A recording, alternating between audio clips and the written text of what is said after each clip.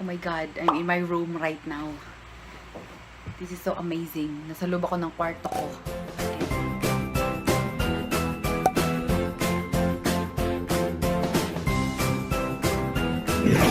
Hello guys! Hi!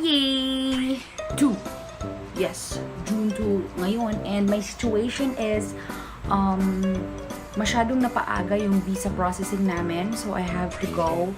Like, my flight is on June 15. So, you're probably watching this one. Nandun na ako ngayon sa Saudi.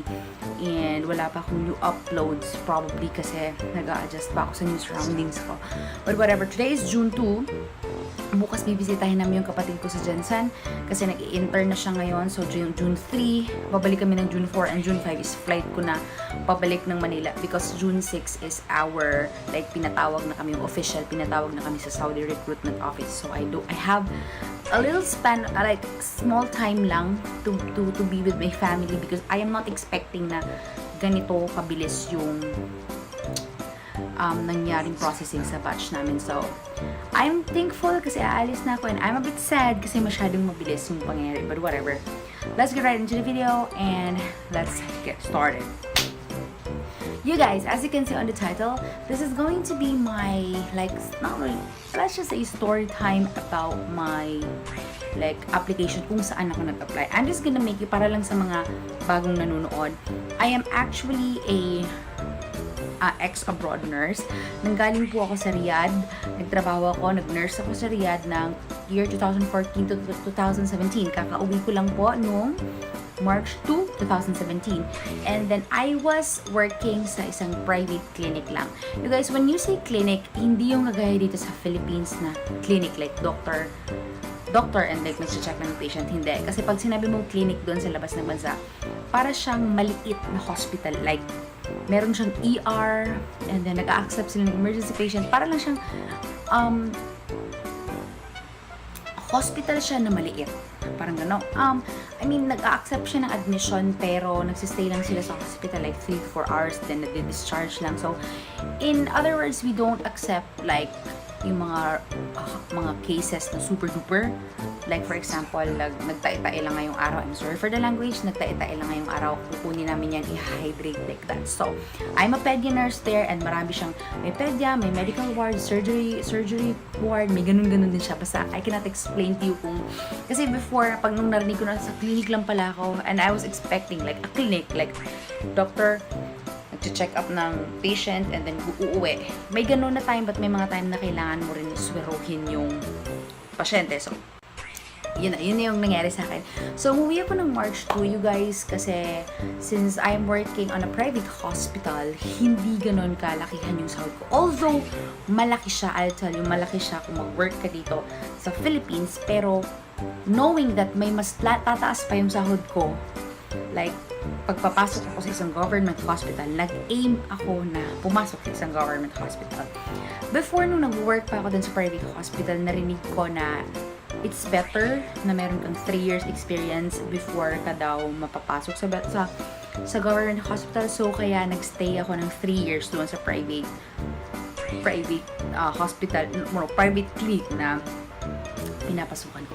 Nung umuwi ako ng March 2, tinapos ko lang actually yung kontrata ko kasi medyo nagka-problema ako doon. Pumangit yung administration, pumangit lahat, pumangit.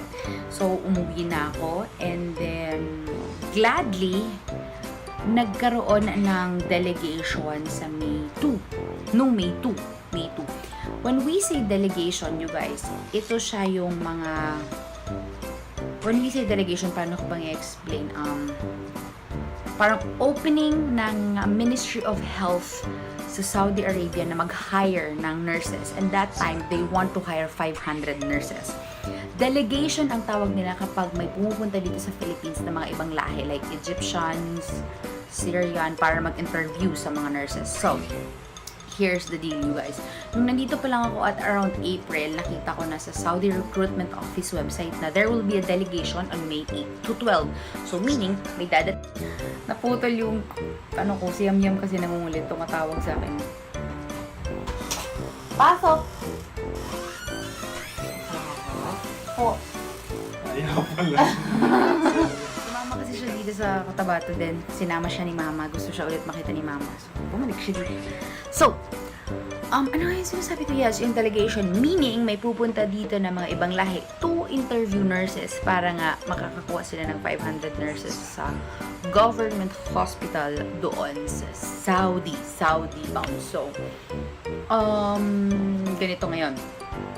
Guys, kapag pumasok ka sa ganitong, itong pinasukan ko, apply ka doon and then pag nakuha ka, bibigyan lang nila sa yung place kung saan ka mapupunta. In my case, ganun ako, hindi ko alam kung saan ako.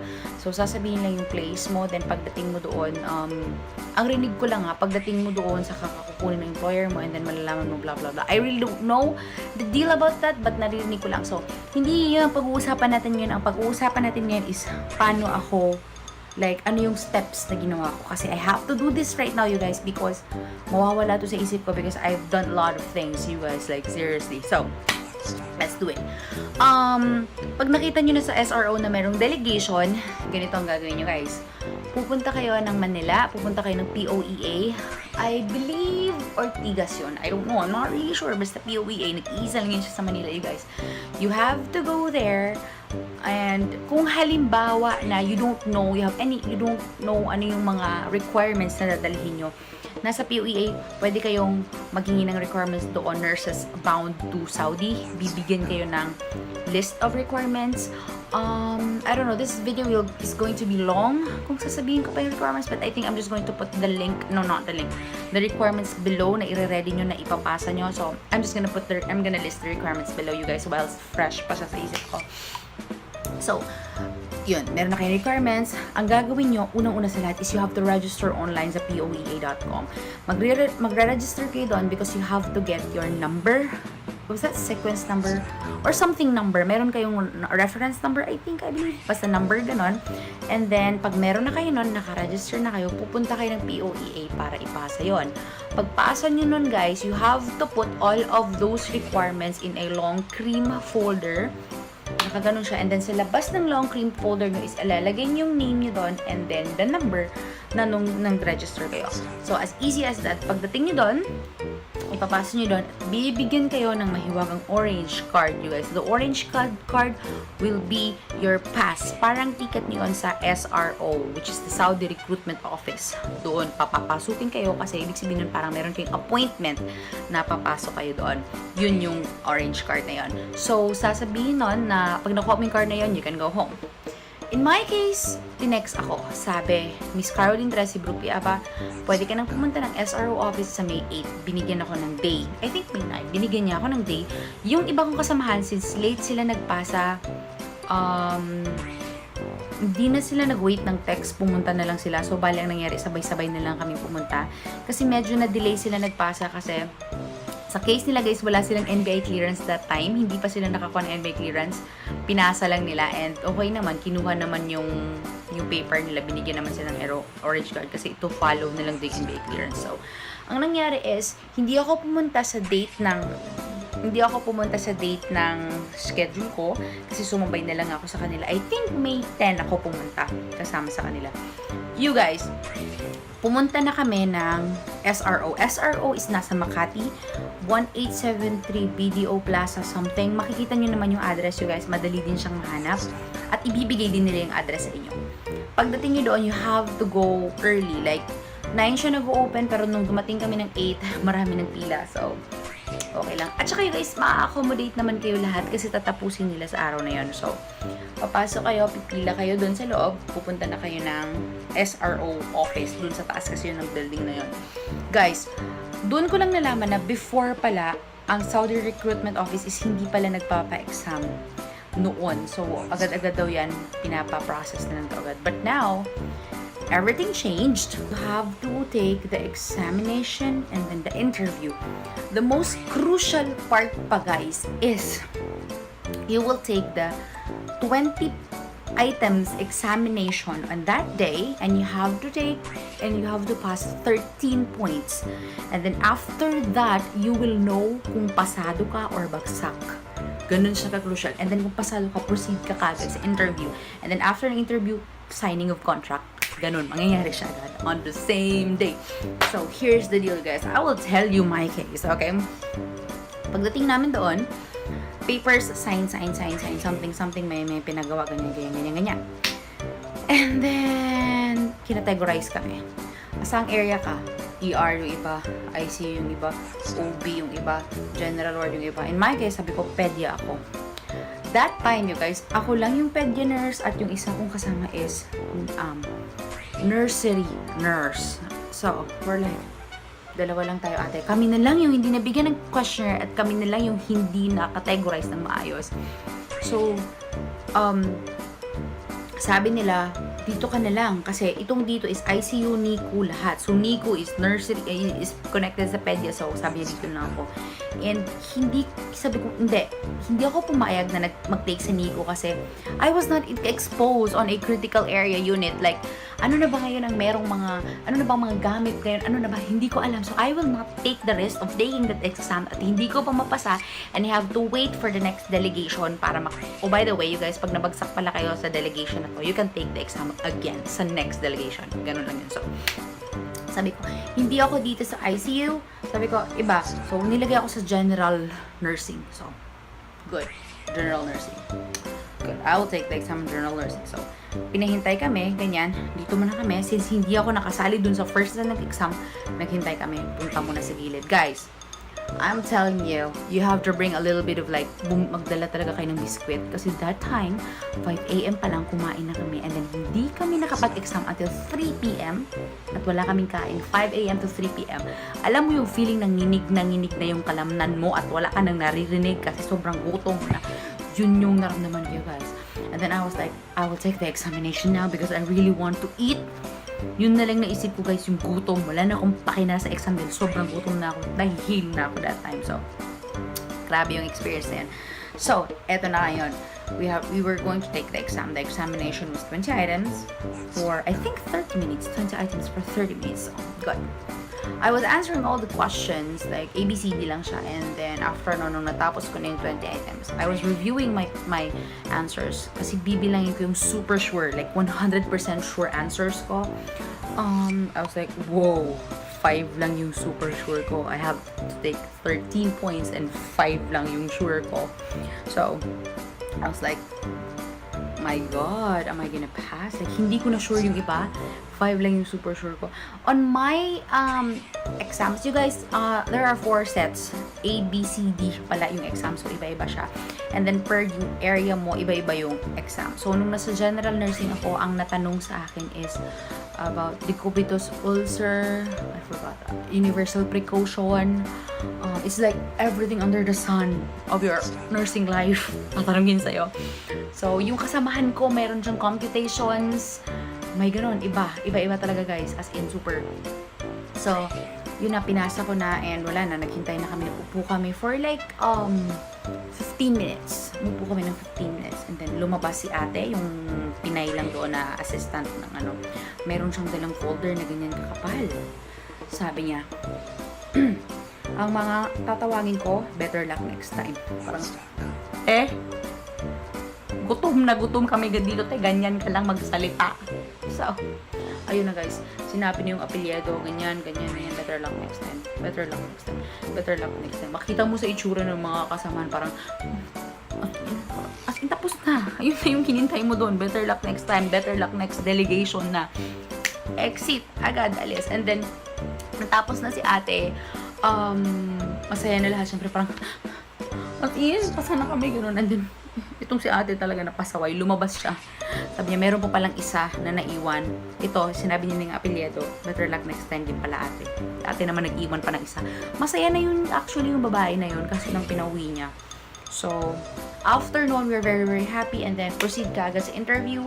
Pagdating ng interview, in my case, tinanong ako about adrenaline, about the instruments used for your eyes, for your ears, and then nakalimutan ko yung isang tinanong sa akin. Basta yun, after nun, she said to me, congratulations, you're hired, welcome to Saudi Arabia, blah, blah, blah.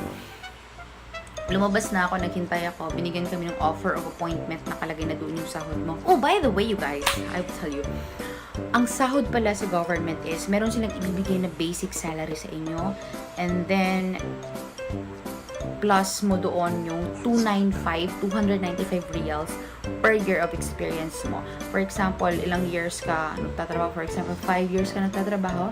So, 295 reals times 5, yun, plus idadagdag pa sa basic salary nyo. Per delegation, iba-iba ata ang basic salary. So, depende na. Makita nyo rin naman talaga yun sa SRO kung magkano yung makukuha yung sahod. So, then dun sa paper na yun, nakalagay yung step by step na gagawin nyo. After nun, ano ba yung next na ginawa namin? Oh, meron kaming orientation na kailangan atinan kasi para malaman mo kung ano yung mga gagawin mo. So, isa-schedule nila kayo, sasabihin nila sa inyo kung saan kayo, kailan kayo magkakaroon ng orientation. Kay Sir Robert yun siya, kay Sir Robert na nagtatrabaho sa POEA. So, sa orientation day, sasabihin niya kung ano yung next step na gagawin nyo.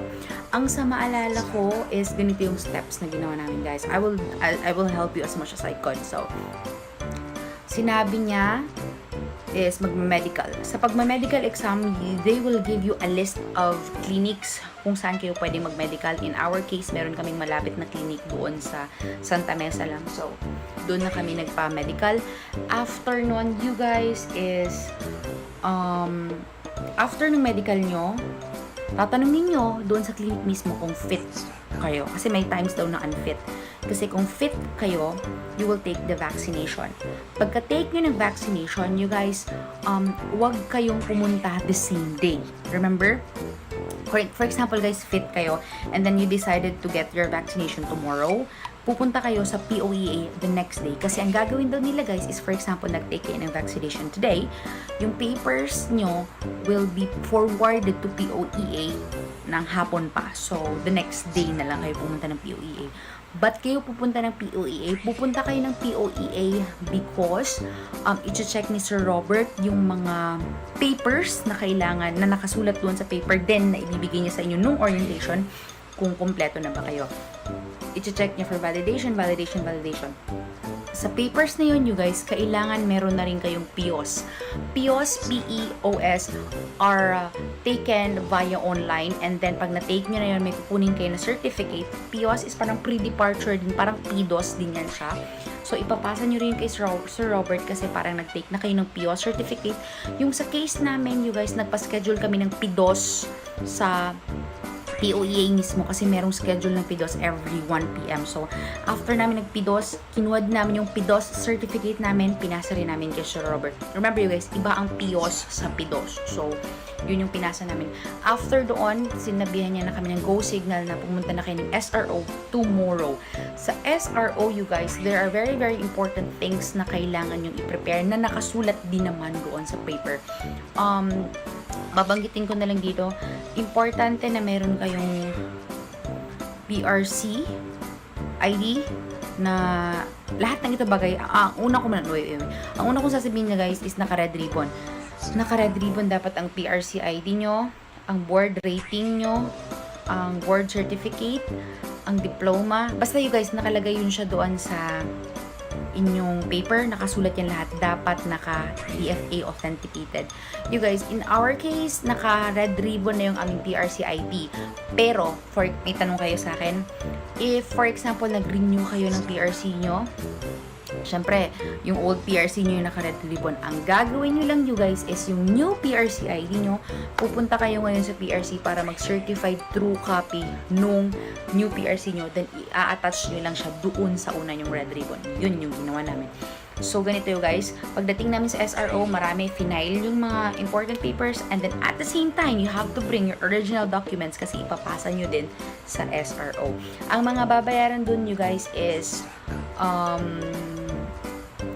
I'm so sorry. Before kayo pumunta sa SRO, you guys, you have to make sure that you pay $50 sa BDO. You guys, lahat ng sinasabi ko nakasulat lang siya dun sa papel, pero para mag-guide lang kayo, $50 sa BDO kasi that is for the visa processing. Remember guys, you have to change your money from peso to dollar. Ganun dollar ang ihuhulog nyo sa BDO. So, ganun.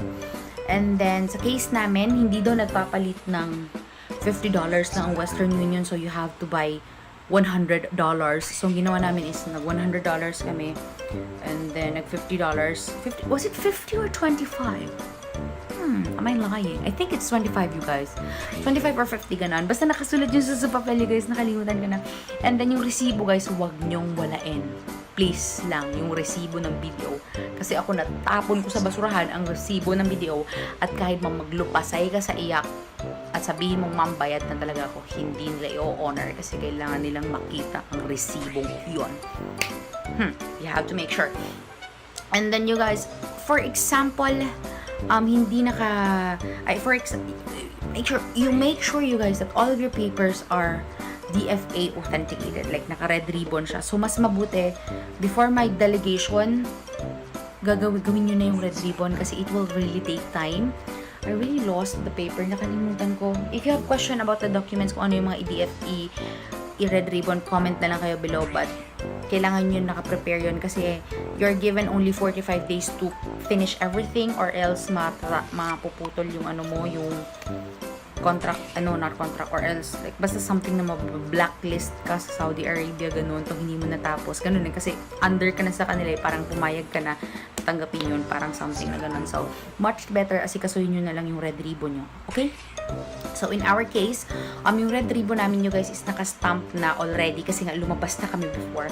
If for example yung red ribbon nyo is wala pang stamp, yung Arabic stamp something nila doon, meron lang tayong additional payment na to $12 per paper. Was it $12 or $10? I'm not sure. Per paper para ma-stamp ng chamber nila. Something, again guys, nakasulat lahat yan doon sa instruction paper na ibibigay sa inyo. Sa amin, wala na kaming extra binayaran kasi naka-stamp na dati yung paper namin. So ayun na yun guys, pinasa na namin sa SRO and then sabi niya, 1.5 months, 1 month and a half ang paghihintay nyo, tatawagan na lang kayo and ayun, ganun na. So natapos namin yun guys around May 26 and tinawagan ako nung June 1. Lilipad na ako nung June 15. Kami yung pinakamaiksi na processing. Like, itong pinakamabilis daw na pag-process. So, I think they really need nurses.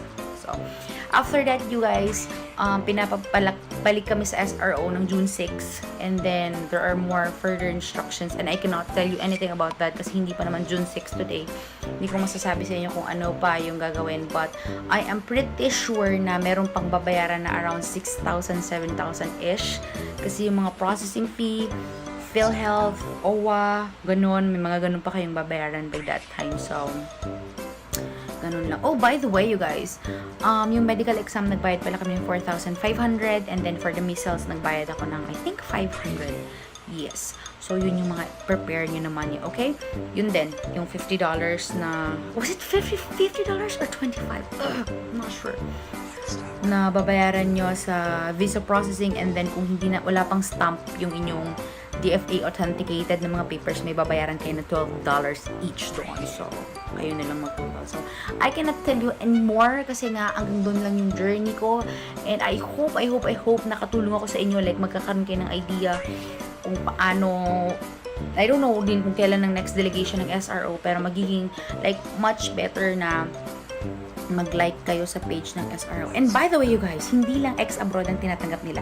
That time, marami akong kasabay na hindi pa sila nag-abroad, like local lang yung experience nila. And yes, tinatanggap ng local experience, basta 3 years and above lang yung experience nyo. So, yes, you guys, that is pretty much everything, you guys. Uhaw na ako. I need to drink water. Thank you very much for watching my videos and I hope nakatulong ako sa inyo. And then, I really don't know, you guys, kung kailan ako makakapag-upload ng recent video ko kasi hindi ko alam kung kailan ako makaka-adjust sa new work ko. So, again, you guys, sana wala kayong sawang manood sa video ko because I love you so much. And again, thank you very much for watching. Remember, you guys, to keep safe all the time and God bless you all. Bye! Masalama!